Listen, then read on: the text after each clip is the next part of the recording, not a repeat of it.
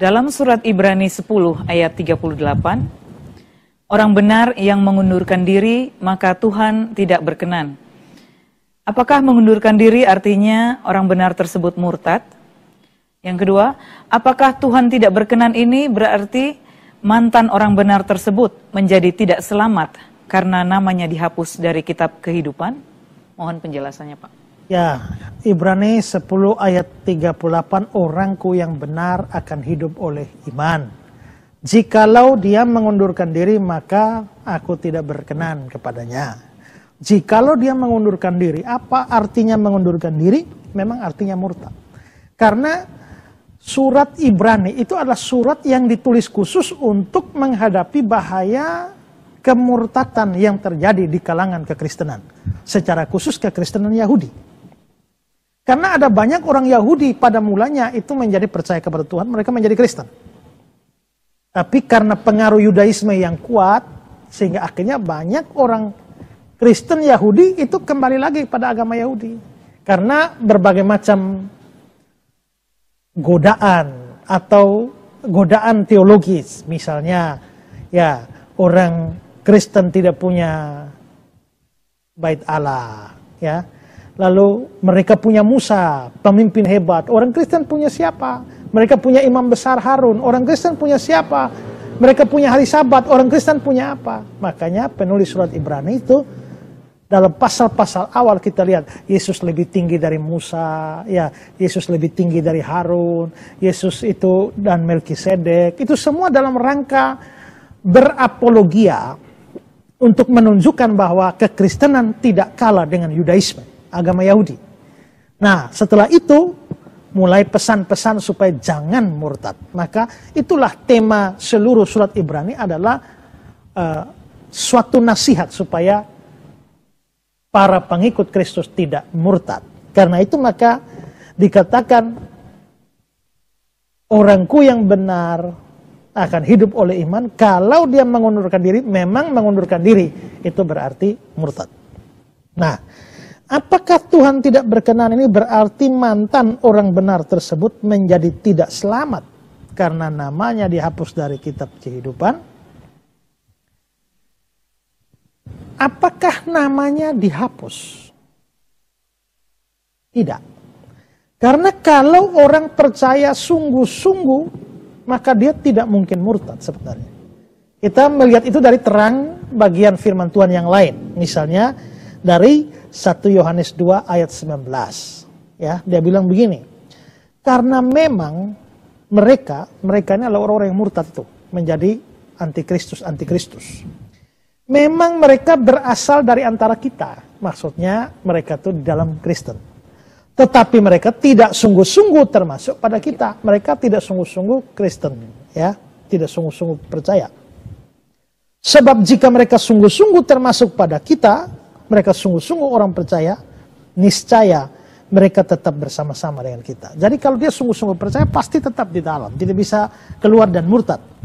Tapi hal itu terjadi, hal apa? Hal kemurtatan itu terjadi supaya menjadi nyata bahwa tidak semua mereka sungguh-sungguh termasuk pada kita. Jadi kemurtatan itu hanya membuktikan bahwa ada yang tidak sungguh-sungguh Kristen.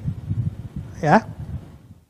Lalu Yohanes 8 ayat 31 bilang, jikalau kamu tetap dalam firman-Ku, kamu benar-benar murid-Ku. Kalau kamu tetap dalam firman, kamu benar-benar murid. Berarti ciri dari benar-benar murid adalah tetap di dalam firman. Kalau sampai murtad berarti tidak tetap dalam firman. Berarti kalau dia murtad atau keluar dari firman, maka dia tidak benar-benar murid. Artinya yang benar-benar murid tak mungkin murtad. Yang murtad sungguh-sungguh berarti tidak pernah benar-benar jadi murid.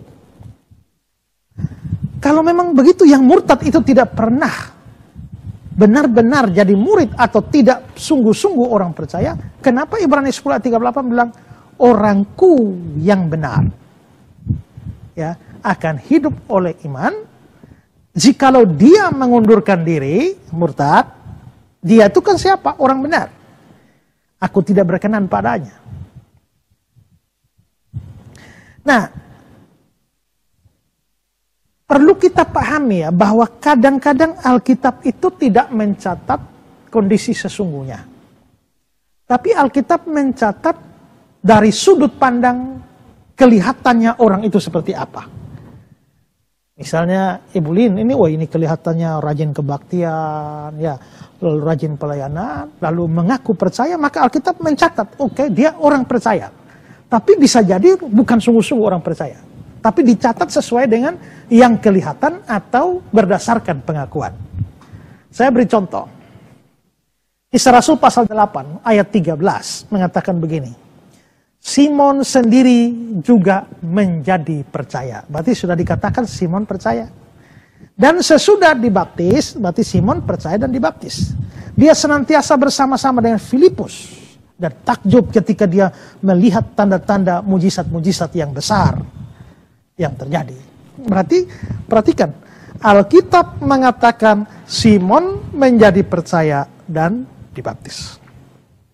Lalu di ayat 18, ketika Simon melihat bahwa pemberian Roh Kudus terjadi oleh karena rasul-rasul menumpangkan tangannya, dia menawarkan uang kepada mereka serta berkata, "Berikanlah juga kepadaku kuasa itu, supaya jika aku menumpangkan tanganku di atas seseorang, dia boleh menerima Roh Kudus." Tapi Petrus berkata kepadanya, "Binasalah kiranya uangmu itu bersama-sama dengan engkau, karena engkau menyangka bahwa engkau dapat membeli karunia Allah dengan uang." Ayat 21, "Tidak ada bagian atau hakmu dalam perkara ini." Terus, "Sebab hatimu tidak lurus di hadapan Allah." Loh, kok hatimu tidak lurus? Padahal tadi dikatakan dia sudah percaya. Ayat 22, "Jadi bertobatlah dari kejahatanmu." Loh, padahal tadi sudah percaya dan dibaptis. "Berdoalah kepada Tuhan supaya dia mengampuni niat hatimu." Ayat 23, "Sebab kulihat bahwa hatimu telah seperti empedu yang pahit dan terjerat dalam kejahatan." Dari kata-kata Petrus kepada Simon ini, terlihat bahwa Simon ini tidak sungguh-sungguh percaya. Dia masih orang boleh dikatakan parah lah, yang berdasarkan kata-kata Petrus ini. Tapi kenapa di ayat 13 dikatakan Simon telah menjadi percaya? Ya, mungkin karena pada waktu itu Simon kelihatan sebagai orang percaya, dia mau dibaptis. Atau dia mengaku percaya, tapi sebenarnya tidak. Nah, dari situ kita bisa lihat bahwa kadang-kadang Alkitab memang tidak mencatat realita yang sesungguhnya, tapi mencatat berdasarkan pengakuan. Maka istilah orangku yang benar, bisa jadi itu tidak menunjukkan bahwa orang itu sungguh-sungguh orang benar, tapi karena dia mengaku percaya, maka disebut sebagai orangku yang benar. Bisa juga kata orangku yang benar dalam ayat tersebut menunjuk pada orang Kristen sejati, tapi bukan berarti orangku yang benar itu bisa murtad. Itu pengandaian saja. Dalam kenyataannya orangku yang benar itu tidak mungkin murtad. Terlihat dari mana? Dari ayat selanjutnya, yaitu ayat 39. Saya baca dari 38-39 ya. "Tetapi orangku yang benar akan hidup oleh iman. Apabila dia mengundurkan diri, maka aku tidak berkenan kepadanya. Tetapi kita ini kan ya orang-orang percaya itu, bukanlah orang-orang yang mengundurkan diri dan binasa, tapi orang-orang yang percaya dan yang beroleh hidup." Berarti boleh diartikan ayat 38 itu hanya pengandaian saja. Seandainya bisa orang benar itu mengundurkan diri, maka Tuhan tentu tidak berkenan pada dia. Tapi hal itu tak mungkin terjadi. Jadi kemurtatan hanya menunjukkan bahwa orang itu tidak pernah sungguh-sungguh percaya Yesus.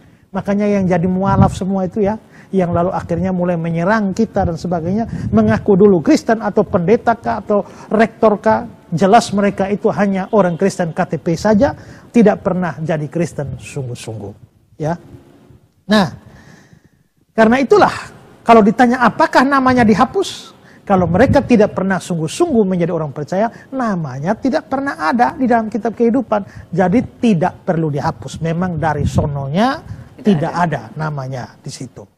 Tapi penghapusan itu tidak pernah ada. Memang ada ayat Alkitab yang bicara soal penghapusan nama. Tapi lagi-lagi itu bukan dari sudut pandang Allah yang sesuai dengan realita, tapi itu dari sudut pandang manusia. Karena kalau misalnya saya melihat ciri-ciri bahwa wow, Ibu Herlin ini adalah orang percaya, wah ini ternyata dia kelihatan orang percaya, berarti namanya pasti dalam kitab kehidupan. Tapi tahu-tahu murtad. Begitu murtad, maka berarti tadi ada, sekarang dihapus namanya. Itu dari sudut pandang manusia saja. Ya. Tapi dari sudut pandang Allah, memang namanya tidak pernah tercatat dan karenanya tak perlu dihapus. Ya.